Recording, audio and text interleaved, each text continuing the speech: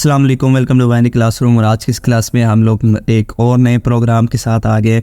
और इस मरतबा जो हम प्रोग्राम करने वाले हैं वो ये है कि आपने कोई नंबर यूज़र से पूछना है कि मुझे कुछ नंबर बताओ और उस नंबर का आपने टेबल प्रिंट करवाना है।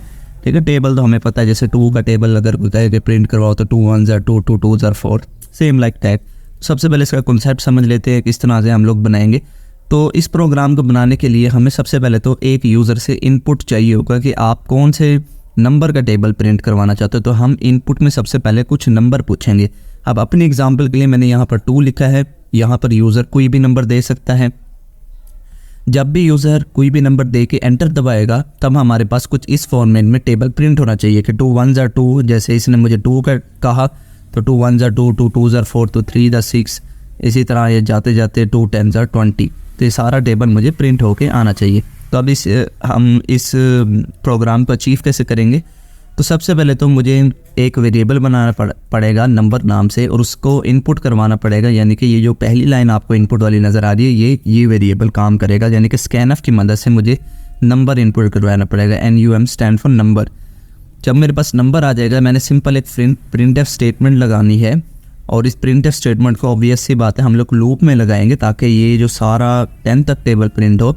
और इसके अंदर सिर्फ एक ही प्रिंटफ की स्टेटमेंट होगी जो कि हमारा डिस्प्ले कराएगी आउटपुट। और उसके अंदर क्या होगा कि नंबर मल्टीप्लाई बाय C।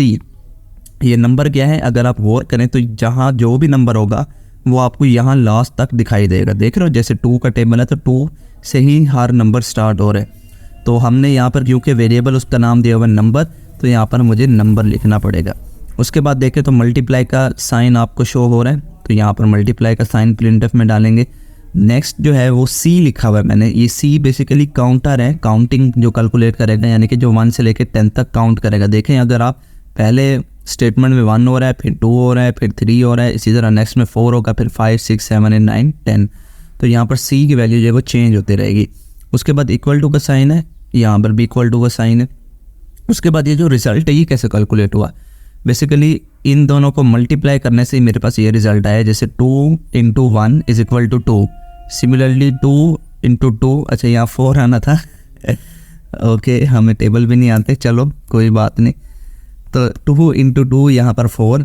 तो यहाँ पर यही लॉजिक मैंने यहाँ पर भी लिखी है कि नंबर को अगर हम C से मल्टीप्लाई करा देंगे, क्योंकि हमने यहाँ इसको नंबर बोला था और इसको C बोला था, सिंपल इन दोनों को मल्टीप्लाई करवा रहे हैं। तो नंबर और C को अगर हम मल्टीप्लाई करा देंगे तो हमें ये रिज़ल्ट वाली जो लाइन है वो मिलेगी। तो अब इसका हम प्रोग्राम बना लेते हैं कि किस तरह से हम लोगों ने प्रोग्राम इसका बनाना है। तो यहाँ पर सबसे पहले मुझे एक नम नाम से वेरिएबल बनाना पड़ेगा, जिसका काम क्या होगा, मैं इसके अंदर इनपुट करवाऊँगा। तो स्कैनफ लिखेंगे। स्कैनफ लिखने के बाद यहाँ पर मुझे जो है नंबर इनपुट करवाना पड़ेगा %d, और इसको कॉमा दे के मुझे यहाँ पर %num देना पड़ेगा कि नंबर में स्टोर होगा। हाँ, इससे पहले मैंने एक प्रिंटफ स्टेटमेंट भी लिख सकता हूँ। उस प्रिंटफ स्टेटमेंट में क्या लिख सकता हूँ, एंटर दी नंबर। ठीक है, ताकि थोड़ा सा अच्छा दिखाई दे। ये लिखने के बाद उसके बाद ये इनपुट आ गया। इनपुट आने के बाद हम लोगों ने सिंपल एक फॉर लूप लगाना है। उसके अंदर एक काउंटर वेरिएबल होगा जो कि 1 से इनिशियलाइज होगा, और जो काउंटर है वो कहाँ तक जाएगा, वो 10 तक जाएगा। जब वो 10 तक चला जाएगा और उसके बाद हम लोगों ने काउंटर को प्लस भी करना है। अब तक तो ये सिंटैक्स आपको रट जाना चाहिए फॉर लूप का कि इसके अंदर एक इनिशियलाइजेशन होती है, एक काउंटर होता है, एक कंडीशन होती है और एक काउंटर होता है। यहाँ पर हम लोगों ने प्रिंटफ लगानी है। यहीं पर सारा इस का क्रक्स आएगा कि प्रिंटफ लगाने के बाद अब हमने क्या लिखना है।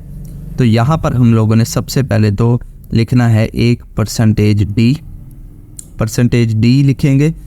उसके बाद थोड़ा स्पेस देंगे, x लिखूँगा, फिर थोड़ा स्पेस दूंगा, फिर यहाँ पर भी मैं %d लिखूँगा। ये लिखने के बाद एक इक्वल टू लगाऊँगा। इक्वल टू लगाने के बाद यहाँ पर भी %d लिखूँगा। ये फॉर्मेट क्या है यहाँ समझे ज़रा।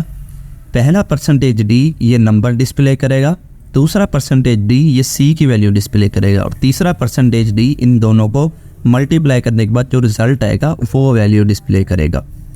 साथ में एक \n लगा देते हैं ताकि ये नेक्स्ट लाइन पे भी प्रिंट हो। अब कोमा दे के मुझे आर्गूमेंट लिस्ट देनी है।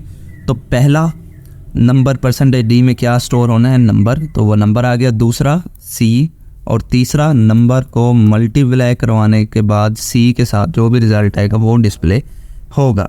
एक सेमीकोलन लगाएंगे, सेव करेंगे, रन करके देखते हैं कि हमारा आउटपुट सही आ रहा है। तो यहाँ मुझसे देखें तो सबसे पहले पूछ रहा है कि एंटर द नंबर। पहले 2 का टेबल प्रिंट करवा के देते हैं कि हमारा प्रोग्राम सही चल रहा है। तो हमारी प्रोग्राम तो हमारा ठीक चल रहा है। 2 1 are 2, 2 2 are 4, 2 3 are 6, 4 are 8, 10 20 हो गया, ठीक हो गया।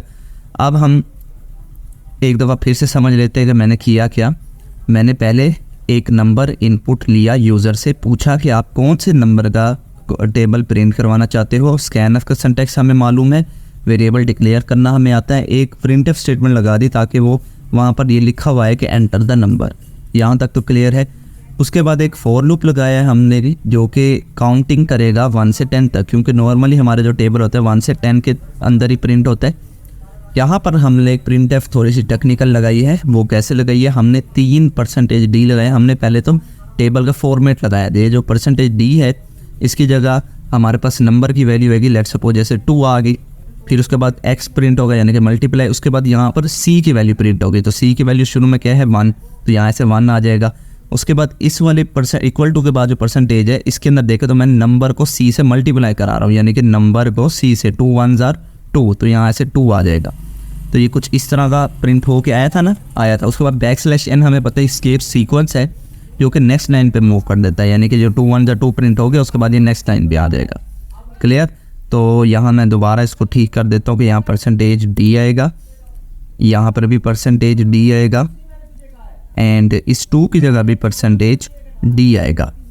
तो एक दफ़ा फिर से इसको रन कर लेते हैं और इस दफ़ा कोई बड़ा नंबर देते हैं क्या हमारे पास। जैसे कि लेट्स सपोज मैं कहता हूँ कि मुझे 34 का टेबल प्रिंट करके दिखाओ, तो देखो इसने 34 का टेबल प्रिंट करके दिखा दिया। तो इस तरह से ये काम करेगा। आई होप आपको ये समझ में आ गया होगा। इस प्रोग्राम का अगर आपने स्क्रीनशॉट लेना है तो वो आप ले सकते हैं। बहुत ही आसान प्रोग्राम है। आई होप आपको समझ में आ गया होगा। अगर समझ आए तो इस वीडियो को लाइक करते जाए। चैनल को बगैर सब्सक्राइब किए देख रहे हैं तो चैनल को भी ज़रूर से सब्सक्राइब करें। मिलते हैं किसी नेक्स्ट वीडियो में, तब तक के लिए अल्लाह हाफिज़।